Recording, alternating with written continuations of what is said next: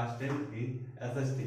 जैसा कि हम जानते हैं एसएसटी को 4 वर्गों में विभाजित किया गया है, जिसमें से हम पढ़ेंगे जियोग्राफी, और जियोग्राफी का पहला चैप्टर है संसाधन एवं विकास। कहने का मतलब ये है संसाधन, जरूरत, संसाधन से हम समझ सकते हैं जरूरत, यानी कि जो हमारी जरूरत को पूरा करती है उसी को संसाधन कहते हैं। सिंपल सी भाषा में, साधारण सी भाषा में, आसान तरीका जो याद करने का। सबसे अच्छी बात है कि हम जानेंगे जरूरत, जो हमारी जरूरतों को पूरा करते हैं उसी को हम संसाधन कहते हैं। ठीक है, तो आइए हम बात करते हैं संसाधनों का वर्गीकरण। संसाधनों का वर्गीकरण कैसे हुआ और कितने प्रकार में हुआ और किस आधार पर हुआ, इसके बारे में हम आप सभी को बताएंगे विस्तृत रूप से। पहला है उत्पत्ति के आधार पर। उत्पत्ति का मतलब, उत्पत्ति शब्द से ही आप निकाल सकते हैं। उत्पत्ति का मतलब ये होता है उत्पादन करना या बनाना या प्रोड्यूस करना। इंग्लिश में इसको कहते हैं प्रोड्यूस करना। ठीक है, तो उत्पत्ति के आधार पर संसाधन को 2 वर्गों में बांटा गया। पहला है जैव संसाधन और दूसरा अजैव संसाधन। पहला हम जैसा कि जानते हैं, पहला जैव संसाधन। अब जैव से हम जानेंगे जैव का मतलब क्या होता है। जैव का मतलब एक सिंपल भाषा में आप समझ सकते हैं कि जीवन, जीवन या जीव। ठीक है, जीवन या जीव। जैसा कि आप जानते हैं जैव संसाधन का मतलब होता है जिसमें जीवन व्याप्त हो, उसे हम जैव संसाधन कहते हैं। जैसे मनुष्य, पशु, ये सब हमारे क्या है, जैव संसाधन। इसके बाद आता है दूसरा अजैव संसाधन, जिसके बारे में हम जानेंगे। अजैव संसाधन होता क्या है? अजैव संसाधन शब्द से ही आपको स्पष्ट हो जाना चाहिए कि अजैव संसाधन क्या है। अजैव संसाधन इसका मतलब जिसमें जीवन, जिसमें जीवन न हो। ठीक है, क्लियर है, जिसमें जीवन ना हो, यानी कि जैसा कि हम जानते हैं जिन संसाधनों में जीवन व्याप्त ना हो या जीवित ना हो, जीव ना हो, उसे क्या कहते हैं, जैव संसाधन, अजैव संसाधन कह सकते हैं। अजैव संसाधन का मतलब होता है जैसे कि मान लीजिए कोयला, लकड़ी और अनेक प्रकार की वस्तुएं हैं जिसमें हमारा जीव ना हो, उसे हम अजैव संसाधन कहते हैं। इसके बाद हम जानेंगे कि पहला हो गया हमारा उत्पत्ति के आधार पर 2 वर्गों में बांटा, जिसको मैंने एक्सप्लेन कर दिया। इसके बाद हम जानेंगे दूसरा क्या है, समाप्यता के आधार पर। दूसरा समाप्यता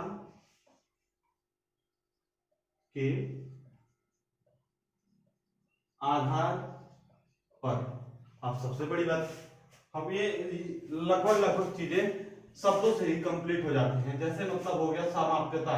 समाप्यता का मतलब ऐसे निकाल सकते हैं आप, समाप्त होने की, समाप्त होने की ओर, जो संसाधन समाप्त होने की ओर है उसे हम समाप्यता के आधार पर बांट सकते हैं। और समाप्यता के आधार पर संसाधन को 2 वर्गों में बांटा गया है, एक नवीकरणीय संसाधन और दूसरा अनवीकरणीय संसाधन।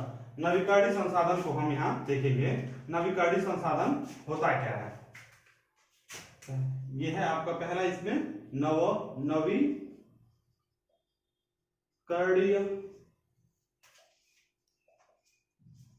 संसाधन। नवीकरणीय, अगर एक शब्दों में कहें, एक लाइन के शब्दों में कहें तो नवीकरणीय संसाधन होता है वे संसाधन जिसको रासायनिक और भौतिक प्रक्रियाओं द्वारा या यांत्रिक प्रक्रियाओं द्वारा हम पुनः वापस अपने पास ला सकते हैं, उनको हम क्या कर सकते हैं, नवीकरणीय संसाधन। जैसे कि मान लीजिए पवन ऊर्जा, पवन ऊर्जा को एक बार इस्तेमाल कई फॉर्म में इस्तेमाल कर सकते हैं। पवन को समाप्त होने वाली नहीं, पृथ्वी पे ऐसे संसाधन है कि पवन कभी समाप्त होने वाले नहीं। इसके बाद हम सौर ऊर्जा का, सौर ऊर्जा आपको लगता है कभी समाप्त होगी? कभी जिंदगी में समाप्त, जब तक जीवन है तब तक समाप्त नहीं होने वाली है। तो सौर ऊर्जा भी हमारा नवीकरणीय संसाधन के अंतर्गत आ जाएगा।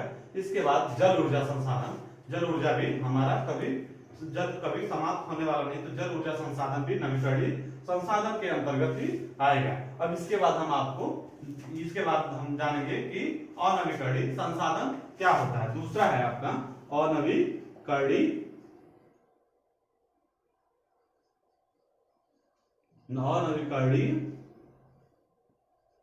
संसाधन। सबसे बड़ी बात, जैसा कि आपने जाना कि नवीकरणीय संसाधन का मतलब होता है नया और पुनः प्राप्त करना, लेकिन उसी का ठीक विपरीत होता है अनवीकरणीय संसाधन। जैसा कि जानते हैं कि अनवीकरणीय का मतलब आपके दिमाग में लगभग आ ही चुका होगा कि अनअविक्रयणीय का मतलब एक बार ही इस्तेमाल हो, पुनः इस्तेमाल नहीं कर सकते। तो वही चीज है, जो वस्तु जो संसाधन हम एक बार इस्तेमाल करने के बाद पूर्ण तरीके से नष्ट हो जाता है उसे हम अनअविक्रयणीय संसाधन कहते हैं। जैसे कि कोयला, पेट्रोल, डीजल, ये सारे ऐसे संसाधन हैं जो एक बार इस्तेमाल होने के बाद हमेशा हमेशा के लिए नष्ट हो जाते हैं और इन्हें हम दोबारा नहीं प्राप्त कर सकते। सबसे अच्छी बात है कि ये जान ले जो हमेशा के लिए नष्ट हो जाए उन्हें हम अनविकरणीय संसाधन कहेंगे और जो हम दोबारा प्राप्त कर सकते हैं उन्हें नवीकरणीय संसाधन कहेंगे। दो प्रकार के संसाधनों के बारे में हमने जान लिया। अब हम जानेंगे तीसरा संसाधन, तीसरे प्रकार के संसाधन के बारे में। तीसरा है स्वामित्व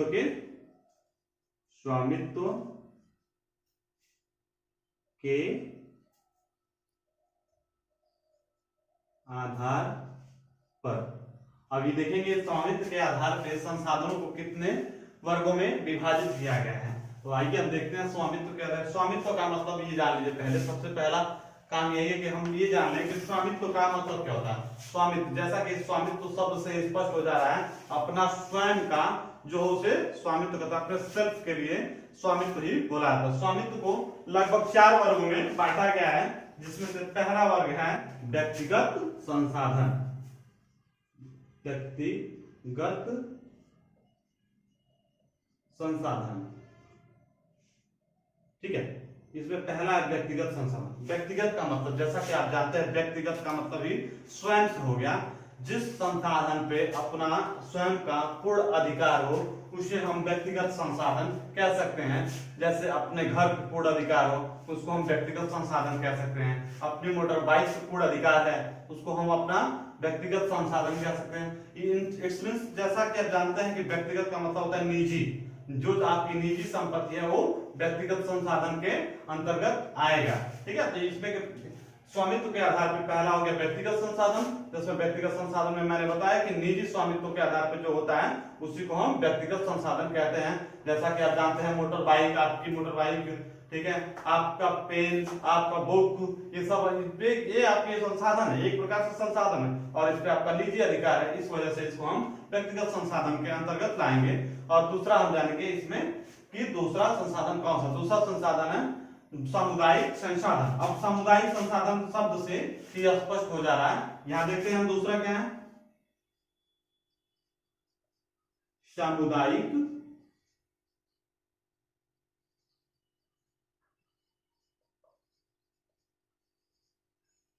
ठीक है। दूसरा है सामुदायिक संसाधन। सामुदायिक का समुदाय से ही हम स्पष्ट है कि समूह या समुदाय के लिए जो संपत्ति सामाजिक हो, समाज के लोगों सभी लोगों के द्वारा इस्तेमाल किया जा सकता हो उसको हम सामुदायिक संसाधन कहते हैं। जैसे आपने पढ़ा होगा कहीं सामुदायिक स्वास्थ्य केंद्र, आपके वहां जो ब्लॉक स्तर की अस्पताल होती है उस पर आपको लिखा होता है सामुदायिक स्वास्थ्य केंद्र। तो सामुदायिक स्वास्थ्य केंद्र में ऐसा है नहीं कि हम अकेले वहां पे एडमिट हो सकते हैं या अपनी अकेले में इलाज करा सकते हैं या कोई बड़ा प्रोफेशनल लोग इलाज करा सकते हैं, नहीं, ऐसा कुछ नहीं। वहां ये इक्वलिटी नहीं देखी जाती है कि कौन बड़ा है और कौन छोटा है, वहां हर प्रकार के लोगों का इलाज किया जाता है, इसलिए उसे सामुदायिक स्वास्थ्य केंद्र कहा जाता है, ठीक है। तो सामुदायिक संसाधन का मतलब होता है जिसका उपयोग समाज के सभी वर्गों के लोग करते हैं, उनको हम क्या कहेंगे, सामुदायिक संसाधन। सामुदायिक संसाधन का मतलब जैसे सामुदायिक विद्यालय, ये विद्यालय हो गया, ठीक है, अस्पताल हो गया, सड़कें हो गई, ये सब हमारे क्या है, सामुदायिक संसाधन है। सरकारी बसें हो गई, रेलगाड़ी हो गई और यातायात के साधन में जितने साधन जो सरकार के द्वारा निर्मित हैं या संचालित किए जा रहे हैं उनको हम क्या कहेंगे, सामुदायिक संसाधन कहेंगे, ठीक है। तो अब हम इसके बाद तीसरा जानेंगे कौन से संसाधन है।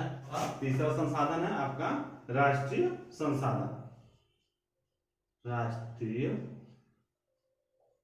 संसाधन, ठीक है। तो तीसरा है आपका राष्ट्रीय संसाधन। जैसा कि शब्द से आपको स्पष्ट हो जा रहा है कि राष्ट्रीय का मतलब होता है देश, यानी देश स्तर पर व्याप्त जितने भी संसाधन होंगे हम उनको राष्ट्रीय संसाधन कहते हैं। जैसा कि वन, रेल, जल संसाधन, फिर खनिज संसाधन, ये सारे हमारे क्या हो जाएंगे, राष्ट्रीय संसाधन। जैसा एक लाइन में अगर कहा जाए इसको तो वे संसाधन जिसपे सरकार का पूर्ण रूप से नियंत्रण हो या स्वामित्व हो या उसका अधिकार कह सकते हैं, वो उसको हम, आप जानते हैं रेलवे पे किसका अधिकार है, गवर्नमेंट का अधिकार है या सरकार का अधिकार है, तो उसको हम क्या कहेंगे, राष्ट्रीय संसाधन कहेंगे।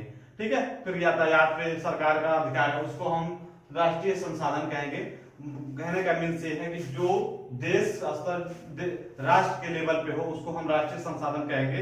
एक राज्य से, यानी मानते हैं कि एक राज्य से दूसरे राज्य का आयात निर्यात जैसे जिस माध्यम से होता है वो राष्ट्र सरकार के अंतर्गत आती है, उसको हम राष्ट्रीय संसाधन कहते हैं। ठीक है, तो ये हो गया हमारा राष्ट्रीय संसाधन। राष्ट्रीय संसाधन पर सरकार का पूर्ण नियंत्रण होता है। उसके बाद हम जानेंगे चौथा है आपका अंतरराष्ट्रीय